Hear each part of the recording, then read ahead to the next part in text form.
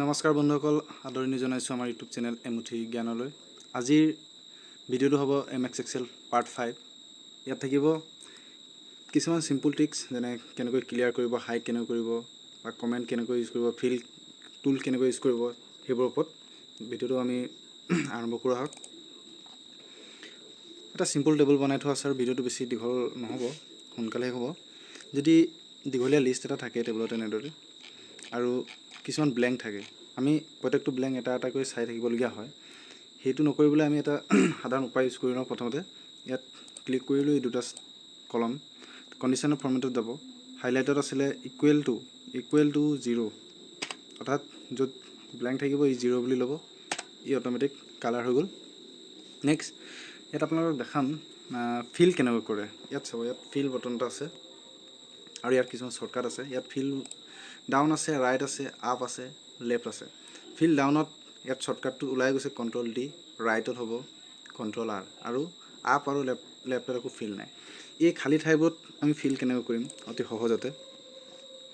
ধৰি লৈছোঁ আমাৰ যিটো মুনিকা 1/2/2006 ডেট অফ বাৰ্থ, আৰু তাৰ তলত যিটো আছে সুনিকা, তাৰো ডেট 1/2/2006। তেতিয়াহ'লে আমি ইয়াক কি কৰোঁ, কপি আৰু পেষ্ট কৰোঁ। কিন্তু এই ক্ষেত্ৰত ফিল ডাউন ইউজ কৰি আমি চেলটো, ওপৰৰ চেলটোত যিটো ডাটা আছে, তলৰ চেলটোত ডাটাটোলৈ, তলৰ চেলটোৰ সেই ডাটাটো আহি যাব। প্ৰথমতে ইয়াত ইউজ কৰি দেখাইছোঁ ফিল ডাউন। ইয়াত দেখিলে আপোনালোকে ডাউনত অট'মেটিক আহি গ'ল। আৰু যদি কীবৰ্ডত ইউজ কৰে, ফিল ডাউনটো হ'ব Ctrl+D। আমি Ctrl+D টিপিলোঁ, ই ওপৰত যিটো আছিলে তললৈ গুচি আহিলে। যদি ৰাইটত নিব বিচাৰে Ctrl+R, লেফ্টত থকা ডাটাটো ৰাইট চাইডে গুচি যাব, কিন্তু ইয়াত ডিলিট হৈ যোৱা নাই। তেনেকৈ ফিল আপ আছে আৰু ফিল লেফ্ট আছে। ফিল আপ থ'বলৈ হ'লে আপোনালোকে ইয়াত যাব আৰু ফিল আপ টিপিব। তেনেকৈ যদি লেফ্ট ফিল কৰিব বিচাৰে, ইয়াত এনেই দেখাইছোঁ, চিলেক্ট কৰিলে ইয়াত যাব, ফিল লেফ্ট টিপি দিব। ৰাইট ছাইডত যিটো আছিলে ডাটা, লেফ্ট ছাইডৰ চেলটোলৈ গুচি আহিলে। এই আছিলে ফিল টুলছ। ইয়াৰ পিছত দেখাম ক্লিয়াৰত আছে clear all, clear format, clear content আৰু ক্লিয়াৰ কমেণ্ট। ক্লিয়াৰ অল যদি কৰে, কিবা এটা চেল কলম যি হওক, যদি আপোনালোকে চিলেক্ট কৰি লয়, প্ৰথমতে এনেকৈ চিলেক্ট কৰি ল'লে, ইয়াত যদি ক্লিয়াৰ অলটো টিপি দিয়ে, ইয়াত যিখিনি আছিলে সম্পূৰ্ণ ডাটা ক্লিয়াৰ হৈ গ'ল। আমি আনডু কৰি লওঁ। আনডু শ্বৰ্টকাট বটন আছে Ctrl+Z বটন, Ctrl+Z ইউজ কৰিলোঁ। তাৰপিছত ডাটাটো সম্পূৰ্ণ ঘূৰি আহিলে। আৰু যদি নেক্সটত আছে ফিল ক্লিয়াৰত ক্লিয়াৰ ফৰ্মেট। আমি যদি অকল ফৰ্মেটখিনি ক্লিয়াৰ কৰিব বিচাৰোঁ, ইয়াত চিলেক্ট হৈ আছে, ইয়াত টিপি দিলোঁ। ইয়াত চাব পাৰিব যিখিনি ফৰ্মেট আছিলে সেইখিনি ডিলিট হৈ গ'ল, অকল ইয়াত থকা ডাটাখিনিহে থাকি গ'ল। আমি আকৌ আনডু কৰি লৈছোঁ। নেক্সট আকৌ দেখাইছোঁ ক্লিয়াৰত আছে কণ্টেণ্ট। ইয়াত যদি ক্লিয়াৰ কৰি দিওঁ, অকল যিখিনি ডাটা আছিলে সেইখিনি ক্লিয়াৰ হৈ গ'ল, ফৰ্মেটখিনি তেনেকৈ থাকি গ'ল আৰু ফৰ্মুলাও থাকি গ'ল। নেক্সট আছে ক্লিয়াৰ কমেণ্ট। কমেণ্টটো কি? আচলতে কমেণ্ট হৈছে আপোনালোকৰ চেলত, প্ৰত্যেকটো চেলতে কমেণ্ট ইউজ কৰিব পাৰি। প্ৰথমতে কেনেদৰে ইউজ কৰে সেইটো চাই ল'ব। মই ইয়াত এড্ৰেছত এটা কমেণ্ট দি থৈছোঁ, চাব, welcome to my YouTube channel এমুঠি জ্ঞান। কমেণ্টটো মই ইউজ কেনেকৈ কৰিলোঁ। এতিয়া মই এইটো চেলৰ পৰা যদি ইয়াত কমেণ্ট আছে, এই কমেণ্টটো আঁতৰাবলৈ ইয়াত চিলেক্ট কৰি ক্লিয়াৰত যাব আৰু ক্লিয়াৰ কমেণ্ট টিপি দিব। ইয়াত দেখা পাইছে যিটো ৰঙাকৈ ওপৰত চিন এটা আছিলে, সেই চিনটো নাই। আৰু ইয়াত এতিয়া যদি আমি মাউচ কাৰ্জাৰ এটা লৈ আহোঁ, এই কমেণ্টটো নাইকিয়া হৈ গ'ল। ইয়াত যদি আনডু কৰি দিওঁ, সেই কমেণ্টটো আকৌ গুচি আহিলে। ইয়াত চাব ৰঙাকৈ এটা ইউজ হৈ আছে, সেইটো হৈছে কমেণ্ট। আৰু কমেণ্টটো ইয়াত ওলাব। কমেণ্ট ব্যৱহাৰ কৰে কেনেকৈ? কোনোবা এটা চেলত কমেণ্ট ব্যৱহাৰ কৰিবলৈ চেলটো চিলেক্ট কৰি ল'ব। ইয়াতে চিলেক্ট কৰি ল'লোঁ। তাৰপিছত ইয়াত যাব ৰিভিউ, এই ওপৰত আছে ৰিভিউ টুলত। ইয়াত দেখা পাব নিউ কমেণ্ট। আমি নিউ কমেণ্টত চিলেক্ট কৰিলোঁ, ইয়াত কিবা এটা কমেণ্ট ভৰাই দিলে। এতিয়া এই চেলটোতো এটা কমেণ্ট আহি গ'ল। আৰু ইয়াক ক্লিয়াৰ কৰিবলৈ ক্লিয়াৰ অপশ্যনত গৈ ইয়াত কমেণ্টত ক্লিয়াৰ কৰি দিলে, চিলেক্ট কৰি পেলাই এই কমেণ্টটো ডিলিট হৈ যাব। নেক্সট আৰু কেইটামান আছে ইয়াত আপোনালোকক শিকাবলৈ থাকি গৈছিলে, যদি যিসকলে জানে সেইসকলৰ কাৰণে নহয়, নতুনসকলৰ কাৰণে। ইনচাৰ্ট, ডিলিট আৰু ইয়াত আছে ফৰ্মেট। ইনচাৰ্ট কেনেকৈ কৰে সেইটো আগৰ ভিডিঅ'ত দেখাইছিলোঁ, আকৌ দেখাই দিছোঁ। যদি ই আৰু এফৰ মাজত লাগে, তেনেহ'লে F চেল, পাছৰ কলমটোত ক্লিক কৰিব। এতিয়া আমি কলম ইনচাৰ্ট কৰিম আৰু ৰাইট ক্লিক দি ইনচাৰ্ট টিপি দিব। ই আৰু এফৰ মাজত এটা কলম বনি গ'ল। তেনেকৈ যদি ৰ' লাগে 9 আৰু 10ৰ মাজত তেনেহ'লে আমি 10ত ক্লিক কৰিম আৰু এটা ইনচাৰ্ট কৰিম 9 আৰু 10ৰ মাজত এটা বনি যাব ইয়াত দেখাইছোঁ 17 আৰু 18ৰ মাজত যদি আমাক ৰ' লাগে আমি 18ত ক্লিক কৰিম আৰু ইনচাৰ্ট কৰিম 17 আৰু 18ৰ মাজত এতিয়া নতুনকৈ এটা ৰ' হ'ল আৰু সেই 19লৈ গুচি গ'ল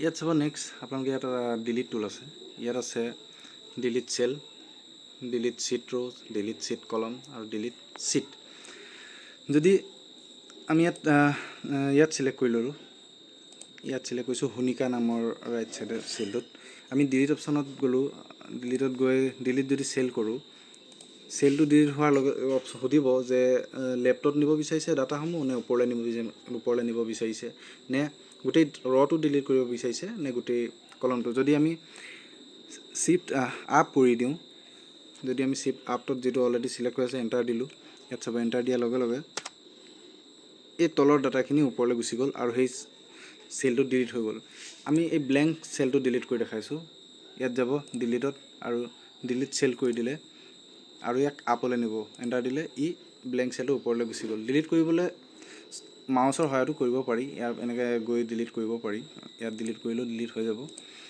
যদি আমি এণ্টায়াৰ চিট ইউজ ডিলিট কৰোঁ ইয়াত আছে চিট ৰ'জ ইয়াত চিলেক্ট হৈ আছে চাব 1/5/2005 যিটো গুণিকা নামৰ আমি এতিয়া ডিলিট ৰ' যিটো ছেকেণ্ড অপশ্যন ডিলিট চিট ৰ' সেইটোত ক্লিক কৰিলোঁ এই গোটেই চিট যিটো ৰ' আছিলে চিটটোত গোটেইটোৱে ডিলিট হৈ গ'ল তেনেকৈ যদি ইয়াত চিলেক্ট কৰিলোঁ আৰু ডিলিট কলম চিটটো ডিলিট কৰিম তেনেহ'লে গোটেই কলমটোৱে ডিলিট হৈ যাব আৰু চিট আছে আৰু এটা অপশ্যন আছে চিট ডিলিট চিট যদি আমি ডিলিট চিটটোত ক্লিক কৰোঁ সুধিছে যে data may exit in sheet সম্পূৰ্ণ চিটটো ডাটাসমূহ ডিলিট হৈ যাব চিটটো সম্পূৰ্ণ ডিলিট হৈ গ'ল আৰু ইয়াক আনডু কৰিব পৰা নাযায় সেইকাৰণে আকৌ নতুনকৈ অ'পেন কৰিলোঁ ইয়াৰ পিছত দেখাম ফৰ্মেটত আছে ৰ' হাইট অট'ফিট ৰ' হাইট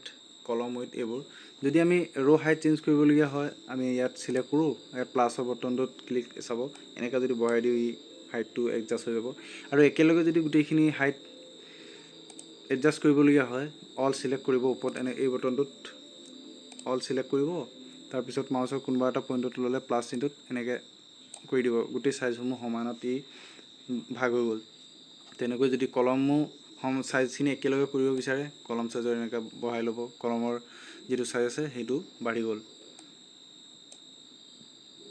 তাৰপিছত ইয়াত আছে চাব অপশ্যনটোত কলম এইটো অট'ফিট কলম উইথ ইয়াত যদি ক্লিক কৰে চাব ই অট'মেটিক ফিট লৈ ল'ব মানে যিমানটো চাইজ লাগে সিমানটো চাইজেদি লৈ ল'ব তাৰপিছত চাওক ইয়াত আছে হাইট আৰু আনহাইট আপুনি ৰ' এটা হাইট কৰিব পাৰে বা কলম এটা হাইট কৰিব পাৰে চিটটো হাইট কৰিব পাৰে আৰু আনহাইটো কৰিব পাৰে কলম এটা হাইট কৰি দেখাইছোঁ মাউচৰ ৰাইট ক্লিক কৰিব আৰু ইয়াত দেখা পাব হাইটত ক্লিক কৰি দিব ই হাইট হৈ গ'ল আকৌ যদি আমি একেলগে কেইবাটাও কলম হাইট কৰিব বিচাৰোঁ এনেকৈ চিলেক্ট কৰিব ৰাইট ক্লিক দিব হাইট হৈ গ'ল এতিয়া আনহাইট কেনেকৈ কৰিব আনহাইট কৰিবলৈ ইয়াত চাব নামবোৰ এ পিছত বি চি তাৰপিছত এইচ আছে অৰ্থাৎ এইডোখৰতে আপোনাৰ কলমটো হাইট হৈ আছে তেতিয়া এনেকৈ যাব মাউচৰ কাৰ্জাৰটো এনেকৈ নিব তাত এটা প্লাছৰ মাজত ফাঁক এটা দেখা পাব এনেকৈ চিন আহিব তেতিয়া ইয়াত ডাবল ক্লিক কৰি দিব নতুবা এনেকৈ ধৰি টানিব ইয়াত চেলবোৰ সোমাই আছে এ বি চি ইয়াৰ মাজত আছে এনেকৈ মিলাব যোনখিনিত ফাঁকটো আহে তাত ডাবল ক্লিক কৰিলেও আহি যাব নতুবা চেলটো এনেকৈ ধৰি টানি দিব এইটো হৈ গ'ল কলম হাইট আৰু আনহাইট যদি ৰ' হাইট কৰে তেনেকৈ ৰ' হাইট কৰিব পাৰিব এনেকৈ হাইট কৰি ল'লে হাইট কৰাৰ পিছত ইয়াত দেখিলে 2 3 4 নাই সেইকাৰণে ইয়াত ক্লিক কৰি পেলাই ইয়াৰ ৰ'খিনি ওলাই যাব ধৰি লওক কিবা এটা ৰ' হাইট কৰিছে আপোনালোকে ইয়াত মই হাইটটো কৰি দেখাইছোঁ ৰ' এটা হাইট কৰিলে এনেকৈ কিন্তু গম নাপায় আপোনালোকে ক'ত হাইট হৈ আছে আৰু চাব পৰা নাই তেতিয়া সম্পূৰ্ণখিনি ৰ' ওলাবলৈ ইয়াত অল চিলেক্ট কৰি ল'ব আৰু ইয়াত ডাবল ক্লিক কৰি দিব এই হাইটখিনি অট'মেটিক ওলাই পৰিব এডজাষ্ট হৈ যাব এটা ডিফল্ট চাইজত তাৰপিছত চাওক চিট এটা হাইট কেনেদৰে কৰিব আমি যদি এনেকৈ ইয়াত আহোঁ চিটৰ নাম আছে নামটোত মই ক্লিক কৰিলোঁ আৰু ইয়াত হাইড টিপি দিলোঁ ই হাইড হৈ যাব আৰু যদি আনহাইড কৰিব ইয়াত যাব ইয়াতে আনহাইড টিপিব লিষ্টটো ওলাই পৰিব কি কি হাইড হৈ আছে চিলেক্ট কৰিব এণ্টাৰ দিব ই হাইড হৈ যাব চিট এটা কপি আৰু মুভ কেনেকৈ কৰিব প্ৰথমতে কপি কৰি দেখাওঁ ইয়াত টেবুল 3টো মই টেবুল 1 এটা ইয়াত অলৰেডি কপি কৰি থৈছিলোঁ ইয়াত ডিলিট কৰি লৈছোঁ চিট সম্পূৰ্ণ চিট এটা ডিলিট কৰি ল'লোঁ নেক্সট টেবুল 1টো কপি কৰিম টেবুল 1 চিলেক্ট হৈ আছে ফৰ্মেটত যাব ইয়াত আছে মুভ অৰ কপি চিট ইয়াত ক্লিক কৰিব টেবুল 1টোত আমি ক্ৰিয়েট এ কপিত ক্লিক কৰিলোঁ এণ্টাৰ দিলোঁ ইয়াত চক টেবুল 1 এটা অলৰেডি আছে আৰু এটা টেবুল 1 2 বুলি ক্ৰিয়েট হৈ গ'ল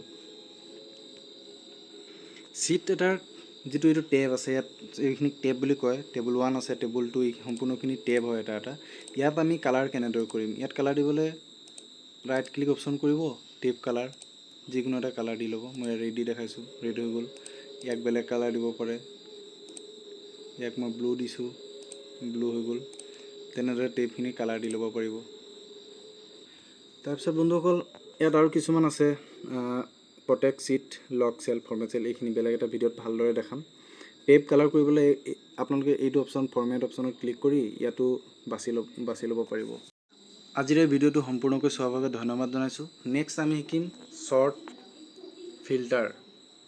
আৰু ফিল্টাৰ কেনেদৰে কৰে ইয়াত যিসমূহ অপচন আছে দেখাইছোঁ আপোনাক শ্বৰ্ট A to Z এনেকুৱা আৰু ফিল্টাৰ আছে এইসমূহ টুলছৰ বিষয়ে শিকিম আজিৰ ভিডিঅ'টো সম্পূৰ্ণকৈ চোৱাৰ বাবে ধন্যবাদ আকৌ নেক্সট ভিডিঅ' লগ পাম শুভৰাত্ৰি